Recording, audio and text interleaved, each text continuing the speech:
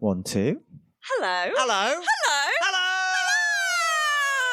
Hiya. Wow, look at you all. Has everyone got a seat? Nearly. I can't believe not more people have taken us up on the beanbag option. I really thought that was going to be a winner. Let's do a little introduction to The Vandal Factory podcast. Yes, my name's Natalie Quatermass. I'm Henry Raby. And together we are Vandal Factory. Give us a cheer if you've heard of the Vandal Factory show before. Give us a cheer if you've listened before. Oh, yeah, well done. Yes. The good. mild applause of a Thursday night yes. audience. For those that don't know, what are we? We are an arts and activism podcast, so we talk about those glorious moments where music and poetry and visual art and dance meet and try and talk about changing the world one song or story at a time. Absolutely. And so we love nothing more than getting a mishmash of beautiful people, creative people, putting gorgeous stuff in the world together. And my goodness, that is what we're going to do tonight. You are in an absolute treat. Shall I give a rundown of what's to come? Yes, please. So first of all, we're going to do this for a bit. Yeah. And then we have the incredible Palestinian performance poet, Farah Chamma. Woo! Oh, that's what they're excited that's for. What they're here That's for. the big Who are guns. these fuckers? Get them off! Boo! And she's going to do a little chat with us and then an amazing set of poetry with a backing band. Who are the backing band, Natalie? The backing band are DRAAGS! Oh my goodness! Leeds' favourite queer, punk, funky, amazing, noisy gobshites. I love them. And they're here to perform with us. Little gremlins. Yes, indeed. And then they're going to have a little break. Then the beanbags are going away, guys. Quick fire. And then we're all going to have a little dance. Yes, very good, very good. Before we do any of that, two of the things that we love to talk about on our podcast are the fuels that keep artists and activists going. We know we're living in dark, difficult times. Sometimes it's very difficult to get out of bed and keep going. You think, why? Why are we doing this? Well, there's two fuels that keep us going. Our hope for a better world and anger at all the maddening injustice. So we talk about hope and anger a lot to everyone. And we are going to come into the audience and ask you what is giving you hope, what is keeping you angry, particularly today, in this moment, the first thing that comes to your mind. Don't panic. We won't force you to talk to us if you don't make eye contact with us, which is fine. Don't worry about it. Easy for me. Yeah. I've never making eye contact with anybody in my life. No, that's why you love stage lights. And I'm not going to start now.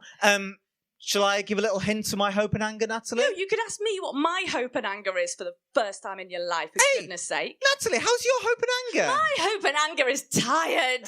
Tired and busy. Very tired, very busy. However, delighted to be here. The thing that is giving me absolute hope at the moment and joy is this amazing community arts and food growing event that I'm pulling together at Chapel FM Arts Centre. Oh, is this a plug? So soon? Yes, it is. On the 25th of July, come up to Seacroft. We're combining all these different community food growing and green spaces, communities coming together, and we're being as silly and playful and joyful as possible. We're going to cook together. We're going to eat together. It's free. There'll be free food. I'm thinking about making a meal memories corner, stuff like that. Oh, and I've booked Madame Zucchini. Guys, Madame Zucchini didn't get a reaction. Whoa, Madame Zucchini. Who do you think she is? Come on. She's bringing vegetable puppets and finishing with a veg disco. I mean, she sounds amazing. Whatever image you have of Madame Zucchini. That's exactly who she is. Yeah. It's vegetable cabaret. It's exactly what Seacroft needs. Vegeray. Go on, how's your hope? How's your anger? I'm really angry. Yeah? I'm fucking furious. What about? Well, there's this old oak tree, right? Yeah. And it's been around for thousands odd years in the heart of Nottingham. It's rooted in the Robin Hood myth, in the legend. Yeah. And it's part of our heritage as a nation, Mm-hmm. and it's dead. Oh no! You know why it's dead? Because it's too fucking hot. No. Because of a thing called the climate crisis. Don't know if you've heard of it, folks. So I'm angry because that's happened. Yeah. But I'm also angry because there's a lot of, for lack of a better term, racist cunts out there who are parading our streets being knobheads.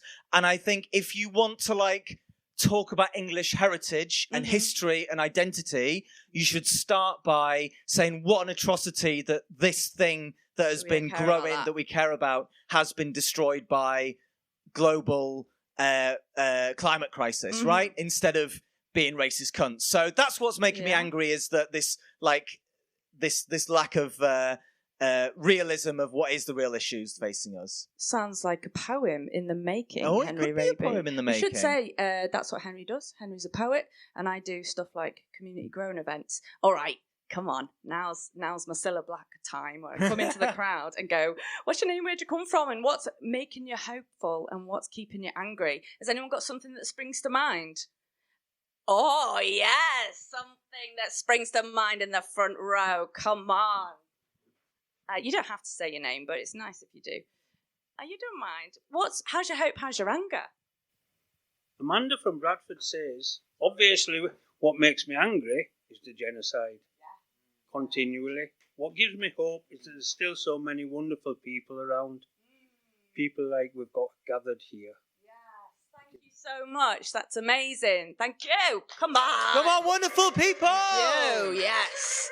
And we should say we've got Leeds Palestine Solidarity over representing in the corner today as well. Give them a hello, give them a cheer. Thank you very much. Anyone else got some hope, got some anger they can share with us today? Yeah!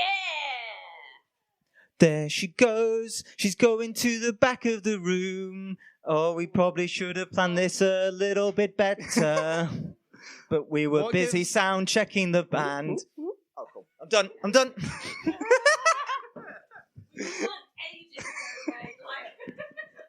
Like I say, I'm not making eye contact with anyone. What gives me hope is hot, steaming transsexualism.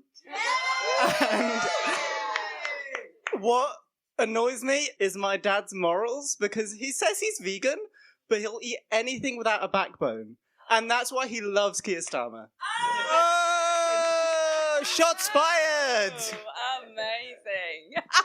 Let's have one more for good measure. A bit of hope, bit of anger in the crowd. Getting to know each other. We're sharing and caring. Come on, one more. I know you feel it. You feel it in your toes. Yeah! Thank you so much. Don't sing, Henry. So I'll start with anger, because our government is, in the last breaths of Starmer government, is trying to push through a really nasty bill, which will give them powers to essentially prescribe anything they want, and it will make people liable for supporting those organizations and punishable, even if they don't know that that's what's happening. But what's giving me hope is the people who come on the streets every week with PSC, people who protest with Defend Our Juries, and just people who fight for our rights and for Free Palestine. Wonderful! Free Palestine! Thank you very much. Amazing. Thanks, folks. See, it wasn't that scary, was it? Lovely stuff. Are you going to do a poem? I'll do a quick poem if that's All okay, right, Natalie. I'll stay here. Oh, good. So this is a poem about our radical history, our radical past, right? I sometimes think that gets completely erased from the conversation. Like I was saying, we need to know about our heritage, and our heritage is angry, and our heritage is working classes standing up and fighting for their rights. So this is a poem about that. It's also about ghosts. Anybody seen a ghost? Give me a cheer if you've ever seen a ghost. Give us a cheer if you are a ghost. No way. That's amazing. That got a bigger cheer than us.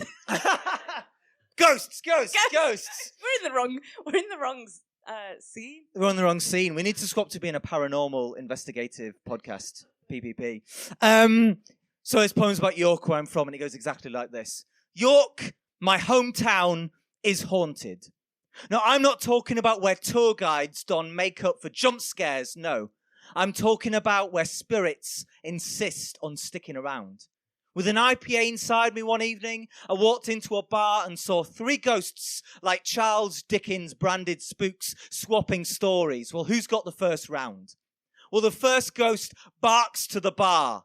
A toast to the Luddites who took up arms to wipe out national debt. And one living punter mutters into his pint, Luddites, well, who the bloody hell are they? And he looks on AI. Hey, says the ghost.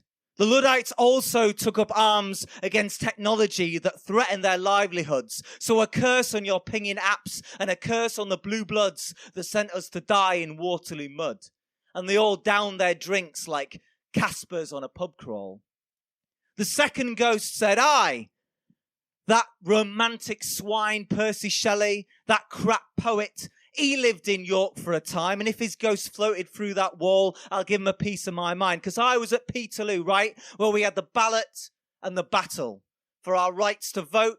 And he penned that poem about standing still and letting them hack you down. Well, I'll tell every future protester, always stand your ground. To be made motorway, Orgreave Field or Whitehall wailing against fees and cuts and genocides. They made me a ghost too soon. It was British sabres spilled my blood. The third ghost was young, spoke with an Irish tongue. Outside in the beer garden, fogging up a mist, missing up a fog, saying, I'm glad you lot have got your chocolate factories and these vapes. That's the modern way. But back in my day, down in London, we worked in matchstick factories. Beware the fussy jaw, we'd cry. For every 19 of us that lived, one of us would die.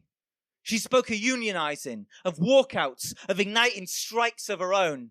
And when one bloke in the beer garden said, yeah, but these days it's all health and safety gone mad, she set fire to the twat. And that alighted a beacon that brought in more ghosts from all around. That evening I supped with the Diggers and the Luddites and the Chartists and the Spensians from Tolpuddle to Aberdare, each with a story about masters and gods and laws with chipped jaws. And over the seas, we could hear the sound of whips, hear the sound of statues being erected, brought over by cruel seas and bitter winds. So when that last bell tolled, it didn't toll for these spooks, no. They all upped and went out into the streets of York with booze up to their eyes, screeching like banshees to the skies until they tried to career into a club. And a bouncer said, excuse me, any of you pale folks got any form of ID? Well, I left them there, threatening a haunting. And I went home, went online and did some angry ranting. And it strikes me like the cold strikes you when you leave a pub at night, that our ancestors could give this fresh crop of masters a decent fight. Thank you very much. Cheers. Yeah. Speaking Yes, you were. of... And sometimes it rhymed, I noticed. Speaking of giving people a challenge and revolution and politics and poetry, Oh, yeah. shall we bring out our first guest? Yeah, you ready for our first guest? Amazing. Please keep that round of applause going for the incredible Farah Chamma. Yay! Hello. مرحبا مرحبا Leeds. Oh, and the people at the back. Yeah. There's a dog at the back. Oh, that's distracting. Oh, no. No, he's a good one. Oh, yeah, I know. I'm sure. They're all good ones.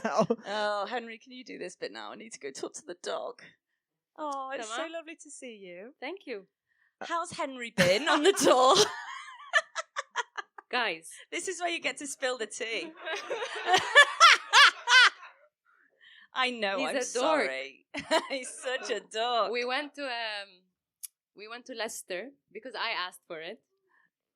I didn't want to go. I specifically asked to go to Leicester because I'm seeing a woman who's half from Leicester, okay? I can go on talking about her for, you know lesbians, they get really excited. Even though it's only been 2 months, but you know, we already want to get married and shit. Yeah.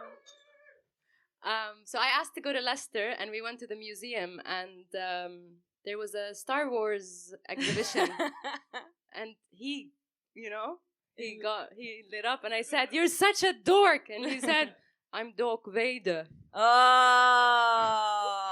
You can have that one. Free. There were toys in the cabinets that I had in the 90s. It made me feel very old.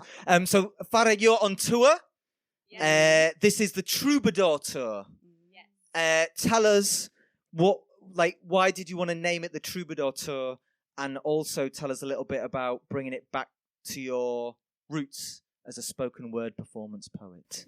Right.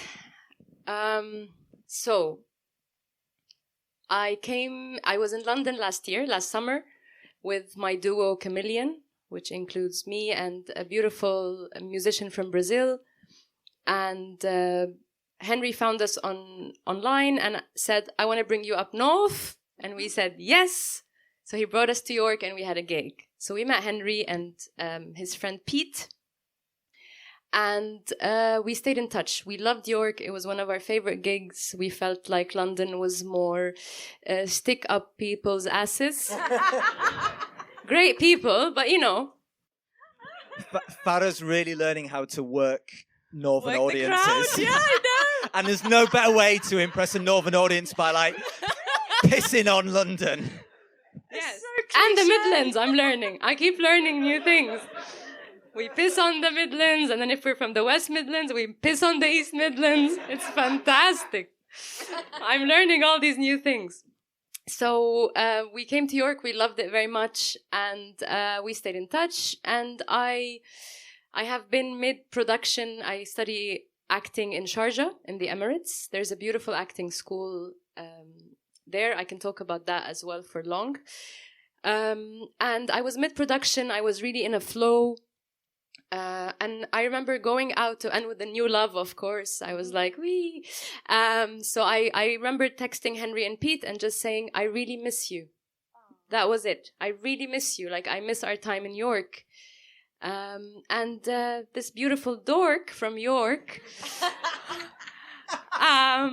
made this whole tour happen.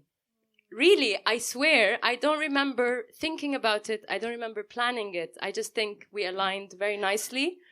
And we have posters there and zines, and you could see that most cities are in the north, except Bristol.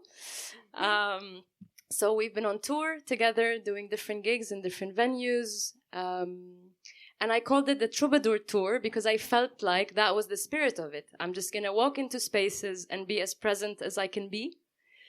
And not really prepare. And I'm gonna dig up all my texts since the age of 12, when I started writing, and pick the ones I love. So all the way from 12 to 23, which I'm 32. So from 12 to 32. So I have 20 years worth of poems that I handpicked for this tour. And I know most of them by heart. And it's just been, I arrive at the venue and I decide on the spot, or we decide what's the vibe. And it's been beautiful. So it's a celebration of myself and my poetry and this ability to be present, or as present as we can when we are in a space. Beautiful. And we cannot wait to hear a little bit of it very soon. Very soon. I promise it will happen. They'll stop talking. And I guess you're halfway through. You said earlier you're halfway through. So do you have a sense, is it all just a whirlwind at the moment? Or do you have a sense of, how are all the different venues? How have they been so far? And are you managing to achieve that? What are you discovering through arriving and being as present as possible on stage? I expressed it before it happened, before even traveling. I had my little freak out of, fuck, there are 16 shows. Oh my God, how am I going to do this? So I had my mini, the thing we do, humans, that thing. But then as soon as I got into it, I felt like it's already there. It's very difficult to explain, but it really feels like it's so aligned that it's already happening. It's such a strange feeling. I think we all humans, we get glimpses of that feeling when we feel like something is, we say meant to be. I mean, we've watered these terms down and we overuse them, I think. And I hope I don't do that. But it really has been feeling like I am meant to be where I am in the here and now. And it's just been right. So that's why I accept it all as it is, because it's so right. And the complaining part of my brain has been learning to step aside. I hear you, thank you very much, but step aside, left hemisphere. You're not very welcome here. I get you, you've been trying to protect me all these years, but now I feel like your job here is done. And this has been the celebration. This has been the joy, really, of just telling the left hemisphere to shh, حبيبي خلاص يا قلبي بكفي يعني خلاص ما بعدني يعني. And to be present and to celebrate us and to celebrate all the beautiful people who support Palestine and who support all the beautiful and right causes. And we really know who we are. I think we've come to a time where we really know who we are. And we're usually queer, and we're usually punk, and we're usually angry, but also hopeful. We're usually also spiritual and religious in our own ways, I think. We can be atheist, but we're still spiritual. I think I've been meeting a lot of people on this journey that feel like to fight something this ugly, you kind of need to have hope and faith in something. So you kind of have this meaning, you give this meaning to the world. So I'm very happy to be here, and it's been really beautiful. So the 7 shows so far. But every city gave me something, and the venues are very different. The Manchester one was in the street, and I showed off all my football skills. Sorry, that's the Sheffield one. The Manchester one had really hardcore Palestinian supporters who knew all the chants. So I had a lot of sing-alongs and a good rhythm. Derby was the opposite of good rhythm. Don't fail us, Leeds. There's a high bar, you've got to set it. Because if Farah goes up to Newcastle on Saturday and she's like, I thought Derby was bad, but bloody hell, Leeds. We're on home turf. We can't let us down. You can't let us down. Ooh. You can't let us down. Ghosts exist. You can't. I think I knocked one of these. No, Henry. I've knocked one of Drags' little devices. I love that, though. It was great. Um, It was so good. I was like, ooh. Oh, this is good being This up is here, isn't great. it? More of that, guys. Before we hear a bit of poetry, Farah, one last question I wanted to ask was about, on this tour I've heard English poetry, I've heard poetry in Arabic, there's been some French, there's been some Portuguese. I wonder if you could just talk about your love of playing with language. Language is a tool that you use so beautifully and wonderfully. The reason that you're drawn to that playfulness of words. I mean, it's similar to my love of knowing what York is and what the Midlands is and what, you know, a Geordie accent is. It's my key to people. So as a poet, I think since I started, especially when I started performing, I realized, wow, you can really connect to people. You can extend something to people by telling them, I see you, we're here together. And so I will speak your language. I will not only speak your language, but I will do puns in your language and I will make jokes in your language. And I will do the best I can in this craft. And this came to me very naturally. It wasn't a decision. But then when I became aware of it, that, wow, my language centers are great.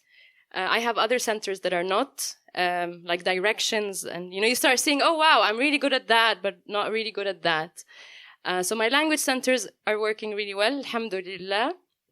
And so I started utilizing them. I travel a lot, so I start picking up words, and I'm a writer, so I will incorporate that skill, all in the intention of connecting. So this is where it comes from, I think. Yeah, I think without further ado, it's time for you to do your lovely, amazing set. Shall I do a bit of an intro while Nat takes the chairs away? Okay. Oh, so the set is starting now? Yeah. Is that okay? Yes. Banging. Is that all right with you? Wow. All right, cool. Okay. So the way DRAAGS and I are going to work today is very improvised. We only had a chat before we started. They have an idea of what I do. And I'm very lucky to be with such talented multi-musicians, really. So I want to just hear a round of applause for them.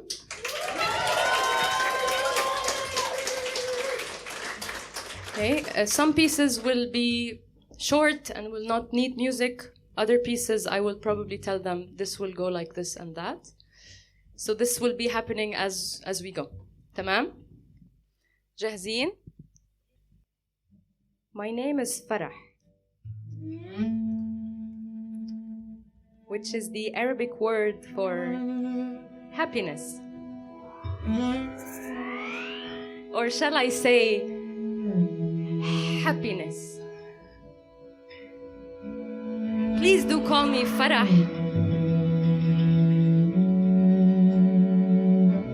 Even if you have some trouble with the H sound.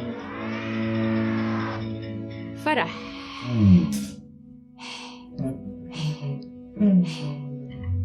Like the wind rustling jasmine trees in Homs, like rubble in Haifa. Farah. Guttural, like pain, because in Arabic, even happiness hurts. In Arabic, happiness grazes the throat like huzn, sadness, or hasad, envy. These letters play my vocal cords like an old wooden oud left to rust. These letters slowly burn like Ibn Rushd's writings into dust, and I sit there watching them as they turn into smoke, as they rise into smoke. Shisha smoke, 20th century Orientalism smoke, golden harem smoke, smoke that rises and falls like empires. I sit there watching them submerged in contradiction, and a voice in my head sings, Yalla naish fa'yun al-layl, Yalla naish fa'yun al-layl, ونقول للشمس تعالي تعالي.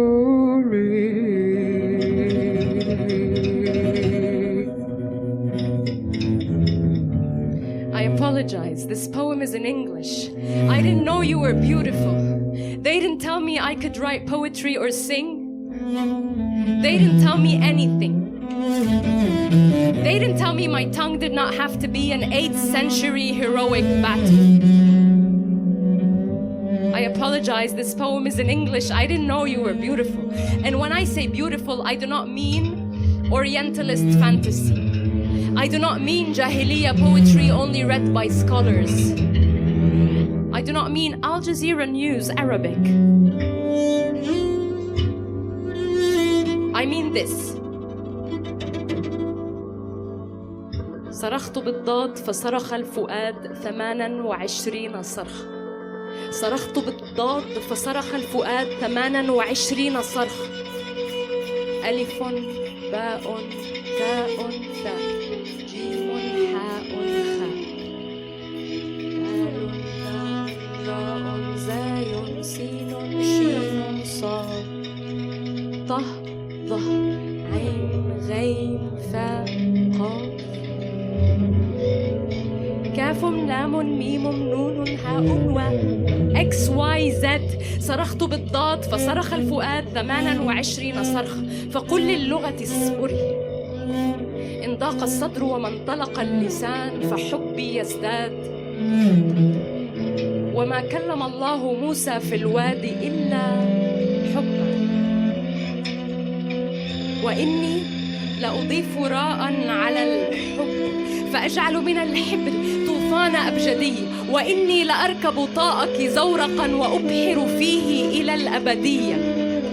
وأرى في عينك عين السلام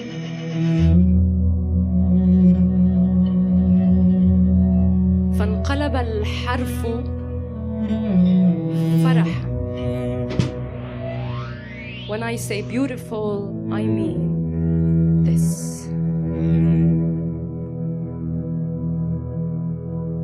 يلا نعيش في عيون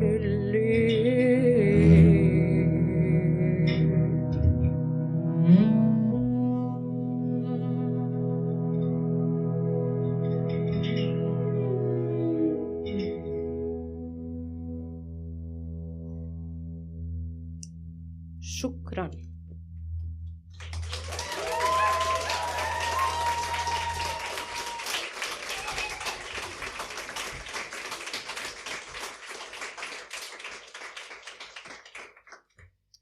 Let's try to tell this small story together. We can do it. I don't need to tell you more. Khalas. We're ready. It's playful. It's about making out with a girl I like. But also about visas. So let's find the right key. What's that key? Let's find it. We jumped from one city to the next one. Like two balloons in the rain. From Beirut to Haifa on a train, just like in the 1930s. We had some watermelon slices by the Dead Sea and kissed our way back to Mesopotamia.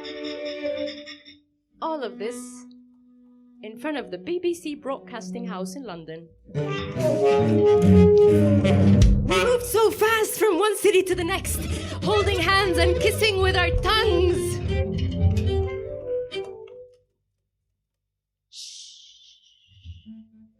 Do not call us refugees for at least 3 minutes. We are seeking refuge, but then again, who isn't? Right-wing politics has always bored us to tears. And whenever we board the train or board the plane, we think of all the boarders that seem like they could stop the rain from getting a fucking visa. To move so freely in front of the BBC.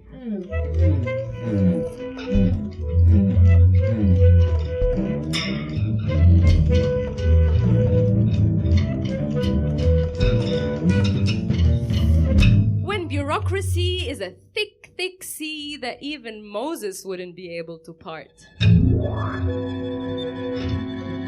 Seek asylum, Farah, seek asylum. You made it to London. Seek asylum, Farah. Seek asylum, Farah. Seek asylum, seek asylum. ولك seek asylum حبيبتي يلا. أدمي لجوء.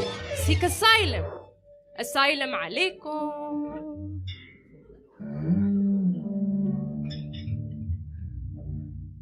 We are not crazy, but your cuckoo's nest keeps shoving pills down our throats, telling us that we are. We spit them out like Jack Nicholson. Keep trying to break us with your stupid, dirty politics. We will make sure to stay warm with love and kindness. I read The Guardian this morning. So many homeless people in Britain. Habibti, we made it here. And we're so happy. We can make out in the street. So let's jump on every city. On every premature lesbian plan. On every faded fantasy. Let's step on Israel. Because it's not a real country. And let's kiss and kiss until they give us a fucking visa.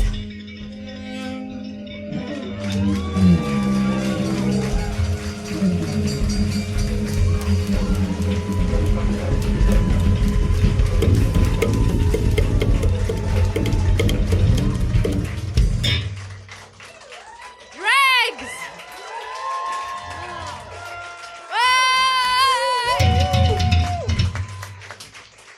I was tired today. Look at that. Thank you. It tells us things that are not true. We're not tired, okay? We're not sad. We're good. Trump should be sad. We should be well. Guys, we're the ones who should be well. We're beautiful people. Netanyahu should be miserable and like dreading his life, not us.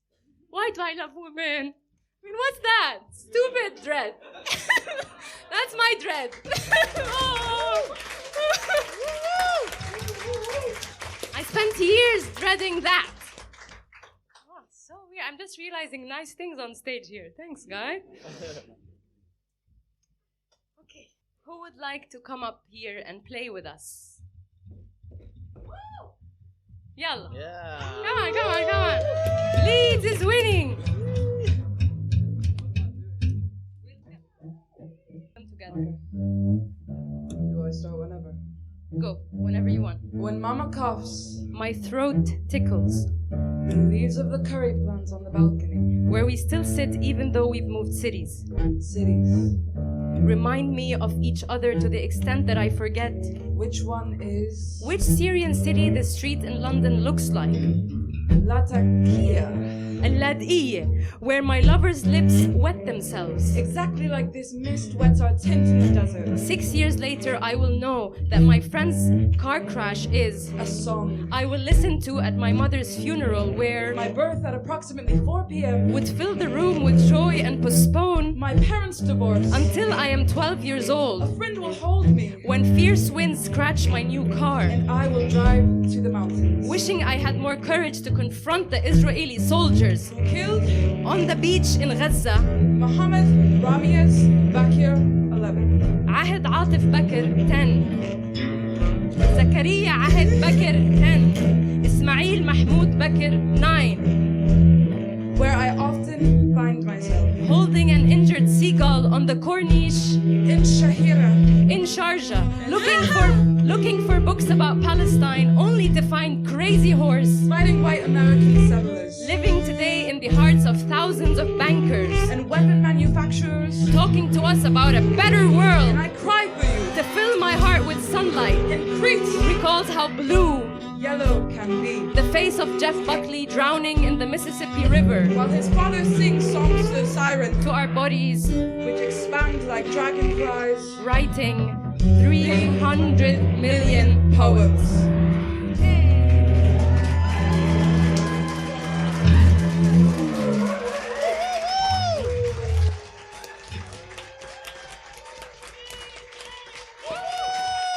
Free, free!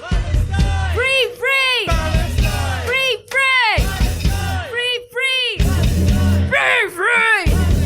Free, free! من المية للمية ومن المية للمية فلسطين عربية ومن المية للمية ومن المية للمية Woo!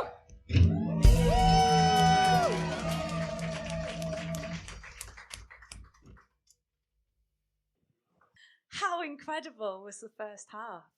Wasn't that just the most amazing thing you've ever seen in your life? Oh my goodness me. Let's gather round. Let's settle down. Now we're open to the beanbag situation. Excellent. Ooh, we're feeling more lounging. Ooh, it's starting to express ourselves. We could do a how's your hope, how's your anger now. Give us a cheer if you're feeling ever so slightly more hopeful after the first half. Hell yeah! Let's give us a cheer if you're feeling nice and connected with that anger that is burning, it's fueling, it's raging. You're ready to just get up out of your chairs, stop lounging, and run out and take over the world. Go 3, 2, 1. When I say take over the world, you know what I mean, don't you? It's not like in a take over the world kind of way, just in a like woohoo, take over the world. Utopia. Sort of way. Yeah, that kind of way. Anyway. Shall we tell them a little story? Let's tell them a little story. Right, gather round, children. Imagine it's 2025. The past. The past. And Henry and me are at a festival. It's lovely. We're having a right nice time. It's a Christian festival, which is unusual. It's very wholesome. We're having a great time. It's quite a kumbaya, progressive, positive Christian. Yeah. It's called Greenbelt Festival. Lots of Palestinian flags, lots of pride flags, lots of discussion groups called Can You Be a Christian Under Capitalism? That sort of thing. Jeremy Corbyn was there. It's exciting. It's unusual. Who was there? Brian Eno was there. Yeah. Anyway, so we're having a right nice yomp through some woods and... we hear a little noise. Ooh. Is it the noise of Christians kumbayaing in the distance? No. Is it the sound of twee folk music about earth and nature? No. Is it the sound of queer punk, hip hop, progressive jazz, rock, fusion music wrapped up within an identity of dystopian, world-breaking rock and roll. Hell yeah, it is! Ah! And we- they were from Leeds! And we were from Leeds! It was so fucking good! We walked into the woods and we found DRAAGS, and it was the best night of our lives. It was so great. And because Henry's brilliant, as everyone keeps on telling you, when we had a chat with them afterwards, we said, we do this podcast in Leeds and it would be so good to do a podcast with you because it's a festival and everyone loves each other. We go, yeah, that'd be great. Yeah. And then that shit never happens. Unless you're Henry Raby and you're really good at admin. And unemployed. Yeah! Thanks to the UK economy, I had a lot of time on my hands. So here we are, 12 months later, and our dreams are coming true. Because we're about to welcome to the stage the most amazing DRAAGS! Drag 'em up! This is the crossover episode. And how did DRAAGS Yeah, that's what we want. start? What's the Take us origin back story? Take us back to your woods. Okay, well, drag started because Stan moved into the same house as me. And me. Whoa! Like, really randomly. And then, like, I just heard these super weird alien sounds coming from upstairs. And I was like, what the hell is that?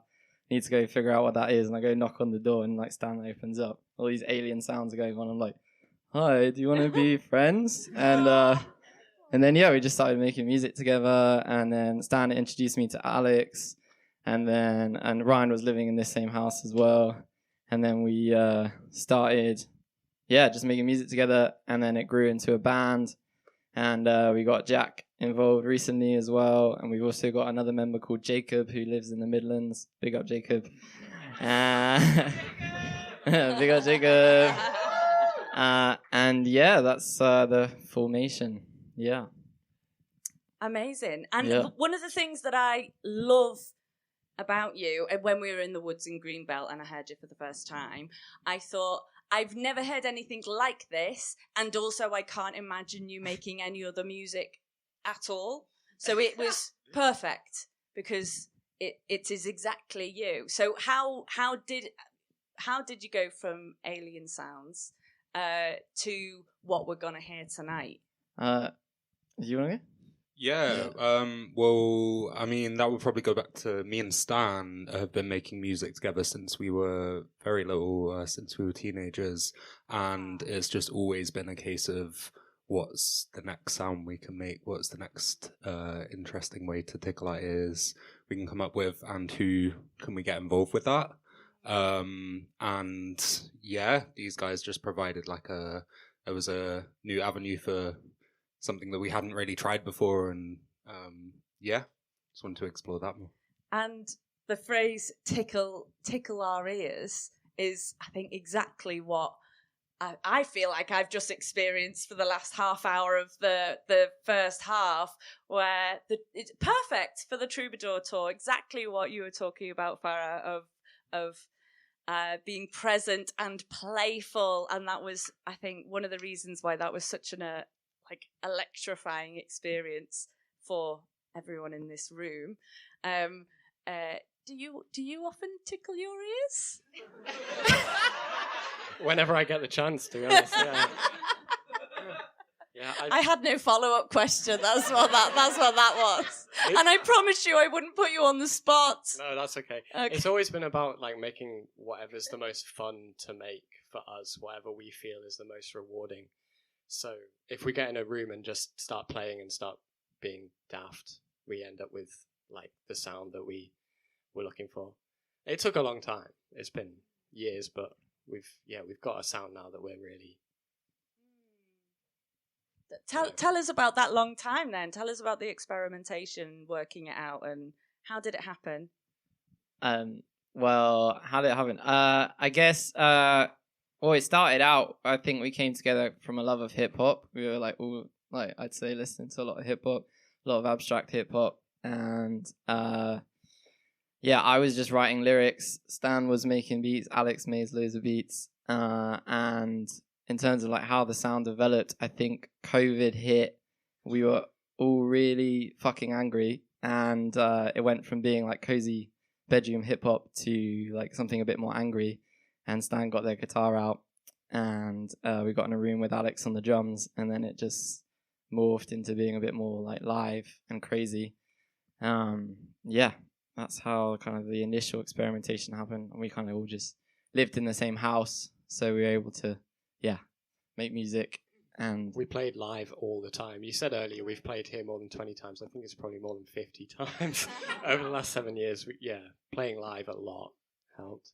I think I saw some of that alchemy in just the sound check when you just invited Farah on stage and said, okay, let's just have a play. And I wonder if you could just reflect on, like, it is literally, I'm not exaggerating. I mean, you probably even had like 15 minutes. Like, it wasn't even like a rehearsal. It was just, we'll do this, this, and this. I wonder, just as someone that is not a musician, how does that feel when the music comes together and you work it out between you all? I mean, it's all just getting to know someone's spirit, kind of thing. Just knowing how they operate, where their mind's at, what Farah's feeling today, what the experience of the tour has been like leading up to this point. Just something like, I don't know, what you've eaten today or something like that. It all kind of feeds into it, and then it's not so much about let's play this chord, let's play that chord kind of thing. Just being able to kind of connect with each other in that way, unspoken. Yeah, I think it really helped when Farah was saying just about being present and like being in the room with everyone. I think it was just like, oh, okay, like we're on the same level and like we can make something nice. Yeah. I mean, you collaborate a lot with musicians. You want to talk about just that process of being in a room with artists? I mean, I can just reflect briefly on what happened.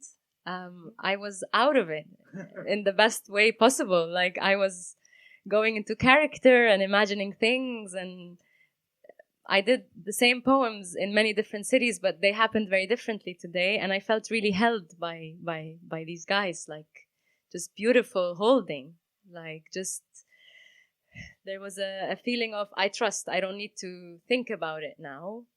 I felt like they felt the spirit.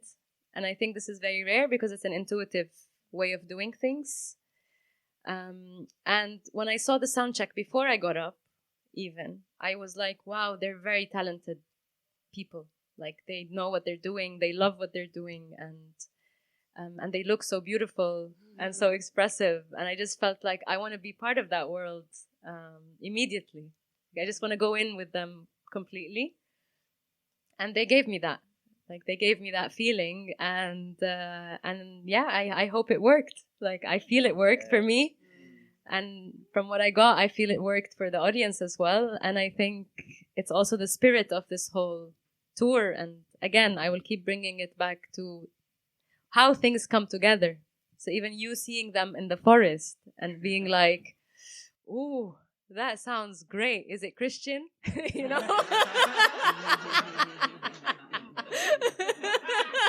Is it God speaking to us through humans? I think that first instinct is also why we're here, and it's beautiful that you caught that special sound as well. Like, so yeah, it's a right instinct to bring us together. Even though someone from the crowd said, when I saw punk band, I'm like, and it's like, yeah, because even I got recently introduced to punk through you, like properly in the car rides we've been having. He just plays all these songs and starts head bobbing. And I think the spirit of punk, I don't know it very well, but the spirit of punk is to be angry and hopeful. Like, there is that. And if we align in the spirit, I think the work just happens. And you've made me listen to like folky punk even. Like, punk is a wider genre. So one of the things in this tour is to also broaden my idea of what punk is. I will be doing a TED Talk later if anybody's interested. So in terms of DRAAGS, this chapter, though, is coming to an end. This is your penultimate show.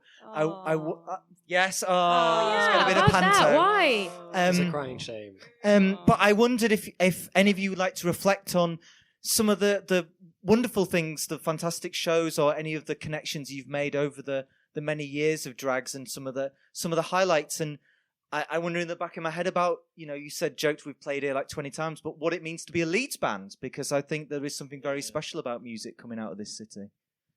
Yeah, for real. I feel like Wharf Chambers has been such a home for us and for the DIY scene, but not just for like punk and like bands, but also for queer culture and like drag and cabaret nights. Like all of it has like not only influenced our music, but all of us as like people, especially me, and like helped me realize things about myself, not only my music that I didn't know before I came to this city. So super grateful for that.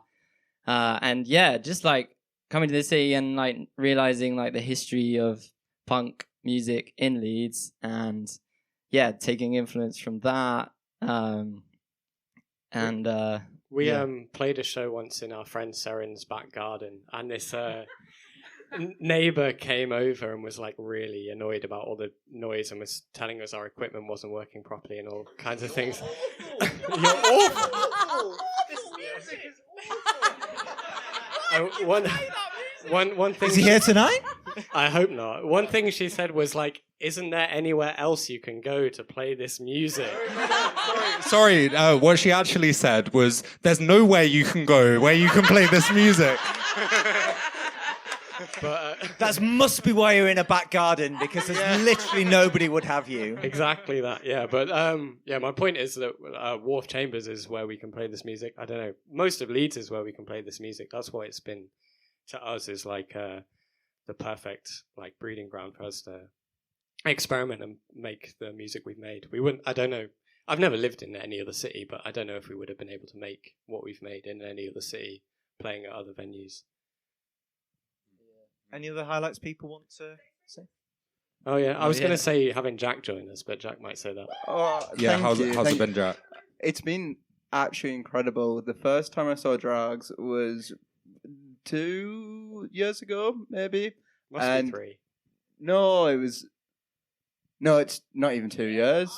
Yeah, because my girlfriend played a gig with you guys, and I just got really entranced by everything that was going on, and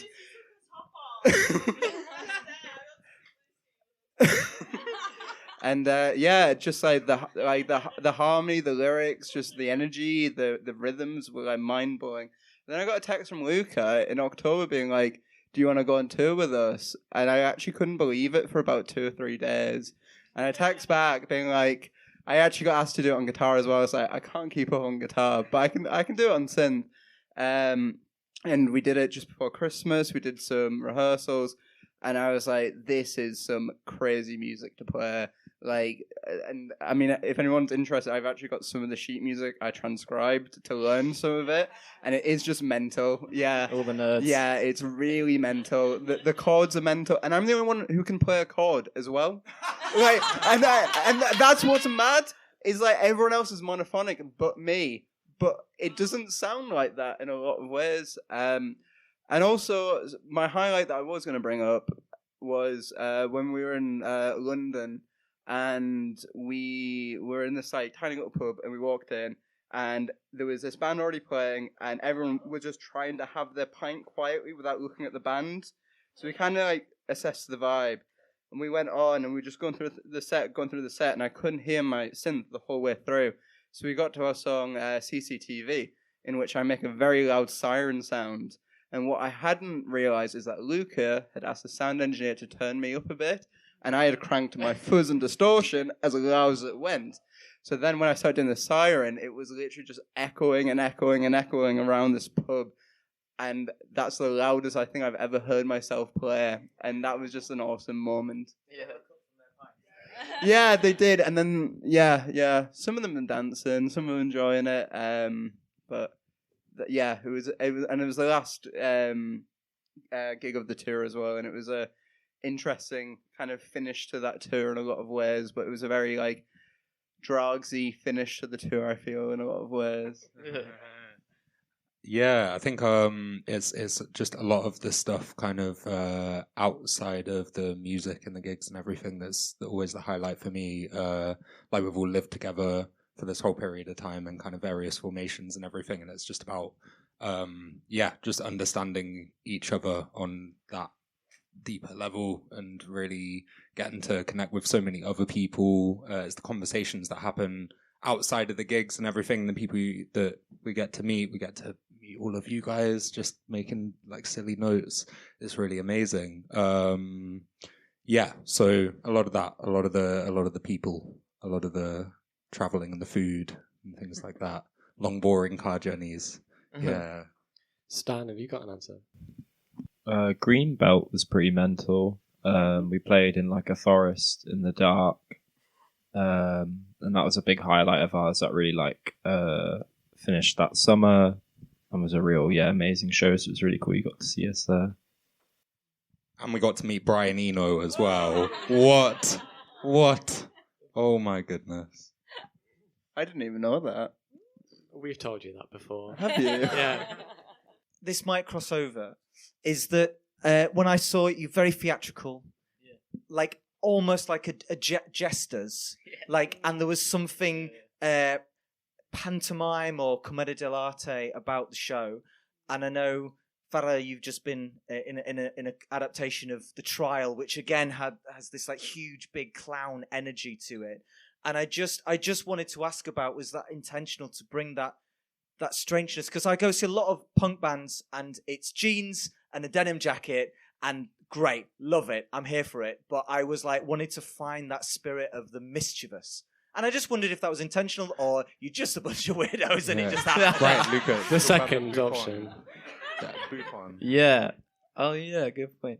We are a bunch of weirdos. And I think that, like, clowning and, like, being a comic is, like, a massive antidote for feeling shit and also for uniting people. And I feel like, I take a lot of influence from my sister. She's an awesome actor and comic actor, and I used to go and watch her all the time, and like the way that she would be playful and then like interact with the audience, because I think I always used to get pissed off when I used to go see a band. I'm just like, I want to be a part of it, I want to be involved as well. And then like I feel like DRAAGS and like with the other guys, I've always just been like trying to like break that weird boundary of just like, I am at gig, I am musician, gig, and then it like instead of like, you know, making it like an immersive like fun experience. And did you want to talk about that thing or? Right. Well, there's this old tradition of clowning in I think it was around France. It was Buffon clowning, which the idea of that is that the common people were allowed to go to the royalty and be as humiliating and ridiculous as possible, put on these shows where they're absolutely ripping these people to shreds, saying how ridiculous they are with all of their power and their wealth in their ivory towers. And they're allowed to say whatever they want as long as it's in the context of this performance. I think there's just something really powerful about that, and using humor as kind of a tool to. But the aim, and the aim of those people, like the clowns, would be like they portray the rich people so badly as awful people that they'd want to kill themselves. So that's the aim, basically. What a tactic! Yeah. Get rid of the fucking billionaires. Farah, did you want anything to add about clowning and your experience of doing that side of acting and performance? Well, without meeting them properly, like just having 15 minutes with them and then being able to come up and be as vulnerable and silly and as in sync as we could be. And for me, I felt like I went into my 14-year-old self for a second. And when I was walking by the BBC, I was actually imagining a little stroll, and I actually felt like I can see it. And I really recommend acting school to everyone. I know it's not feasible to do 3 years or 4 years, but I did another bachelor's, like I'm doing another bachelor's now, and it's been life-changing for me because there's an image of ourselves where, you know, it's what you said, like, oh, gig, look good, something like that. There's an image of ourselves. And in dance, I see that block in myself. I still have it. It's getting better. But whenever I'm not speaking and I just have to move, I feel like my self-image becomes really blocking. And I'm finding ways to let go of that and say, just imagine you're speaking, but don't speak. Just imagine you're that silly, playful poet that you feel comfortable in, but without really speaking. Why can't you do that? And to be able to do that and tell the truth, you know, in our way now, is what I've been learning to do. And tonight, and because I want to really celebrate you guys, and I also want to know, like, why you're splitting up, or why this is your penultimate show as well. I really want to the question celebrate we were too cowardly to ask. Luca's moving away. That's all there is. Yeah. To the Midlands? Yeah. No. The Midlands would be close enough. That came after, the initial reason, which basically I got diagnosed with ME, which is basically like chronic fatigue syndrome to the max, and it's just getting pretty hard to like roll around on the floor screaming, as much as I love it. And I think it kind of came to a point where we were doing the most gigs we'd ever did last year, and I was like, this is great fun, but oh my god, I can't do it any longer. And it was just one of those where I was like, we love the music we make, we love doing what we're doing, but it's like one of them where it's like, life has taken me in a different direction with a different energy, and gotta do something different. So that was it. Yeah. It's not a Beatles breakup story, sorry. So do you want to plug the big finale gig that's coming up? Yeah. You want to do it? We'll be releasing an album on the 15th of August and doing a accompanying release party. It'll be here. We don't quite know the lineup yet, and we haven't announced it on social media, but these are all welcome. 15th of August, yeah. Yeah. The album's called Amygdala. It's ready to be put out. It's very good. We'll be playing some of the songs tonight. Yeah.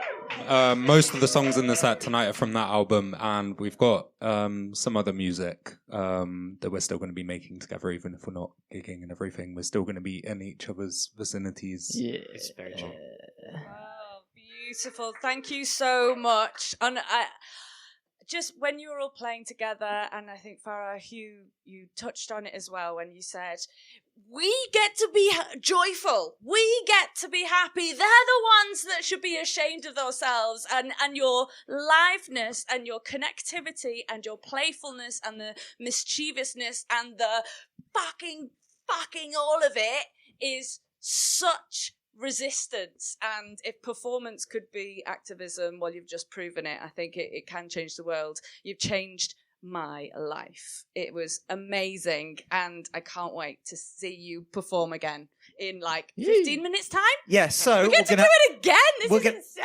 We'll get rid of the beanbags and we'll have a little bit of a boogie.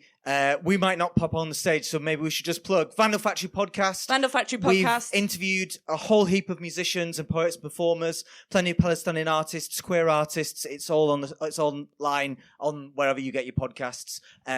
This'll go out. So, audience, you are going to be on the Vandal Factory Podcast. So, as a big finale, can you all make a huge amount of noise and give a load of love to Farah Chamma and DRAAGS?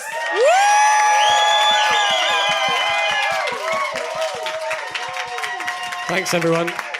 Amazing. See you in 10 minutes. 10-minute break, bro. Not my king, not my monarchy. I don't care about the aristocracy. Not my PM, not my prosperity. To face miserability, funding the army. Not my house, not my property. Freezing poverty, aids in your cup of tea. War on the walls, beat on the tables, lying in the streets, full of fables. Listen every scream, coughing up the queen,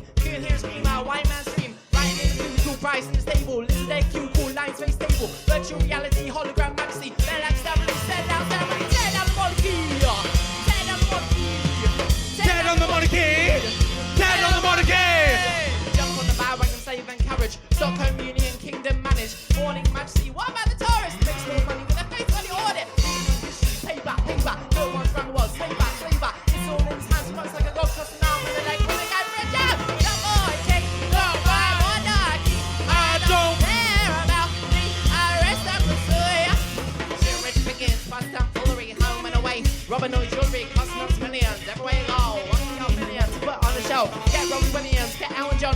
Ding dong, get the one, sing the King song. God save him, God save that. Get them, can they love his man? Not my, yes, not my prosperity.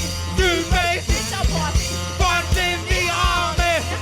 I want a roll kiss, I want to be royal. Helicopter bliss, like to be loyal. Like Oscar baby, like Wimbledon. Strawberry cream, make it calm. Alan Sugar Tickies, Post with the Pinkies. James Bond, Edel Swan, Diana P. Fascinating City, only one around the world. Not my, yes, not my prosperity. Two-Face, it's a party. One in the army. Ride in the country, arms in the street. Much jubilation, space is the week. I want to roast dinner, I want to hang a bunch in. I just want to feel like part of something. I do it for Lizzie, do it for Charlie, do it for Disney, do it for the army. I do it for Christmas, Christ the King. Princess, Princess, Cake, I say.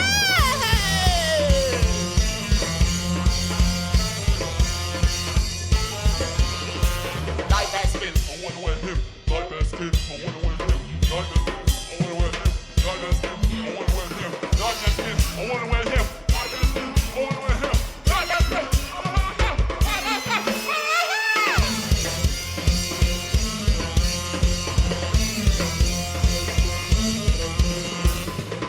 Wow, to kill it in the crowd. Salute to the fella on the pound. Shoot, everybody get down. Terrorists spotted in London town. Nothing in the bosom of an arsonist. Arsonist, no one ever asked for this. How can anybody listen to your reason? Or you know it's robbery and treason. Royal blood, support your pose, trust me. Take the gold, get and make it rusty. That you leave behind, monkey and doors. That you see the stash under the floor. What's the reason, what's the cause? Feeling leaking in your pores. If they're leeching off the poor, why are you sleeping on the floor? Every day they're barking up the wrong tree. Kill for oil, kill for king country. Conquer and divide, just getting money. I will take the side of the monarchy. Not me. I will take the side of the monarchy. Not me.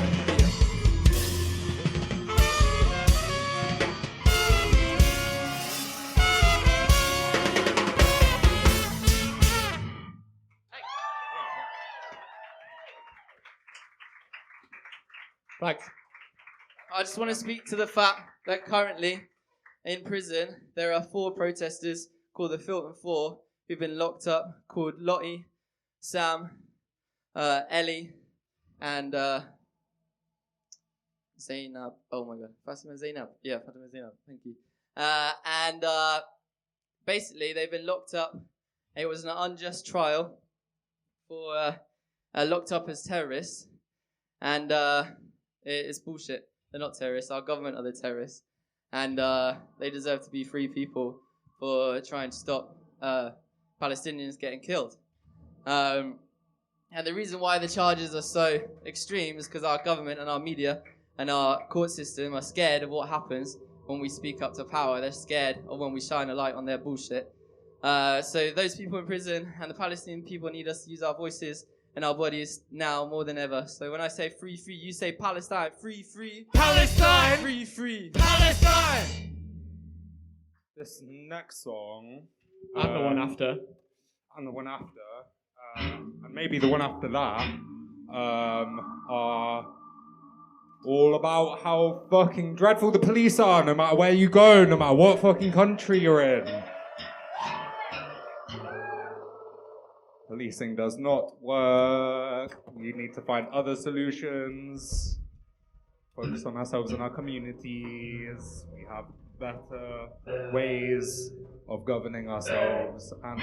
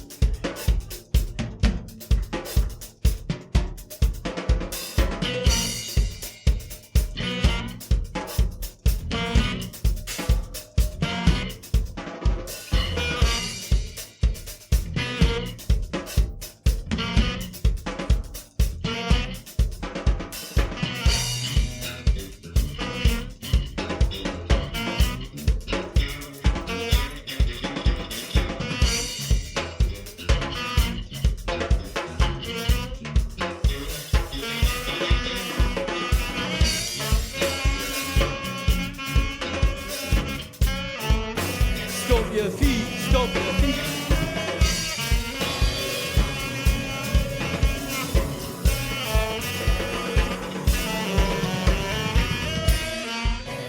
Poly typology estate, escalating pain, violence in vain. Militarism, status quo prison. Rehabilitate the person. Running from the bell, running up the bells. We don't want your bell, we don't want your we don't want your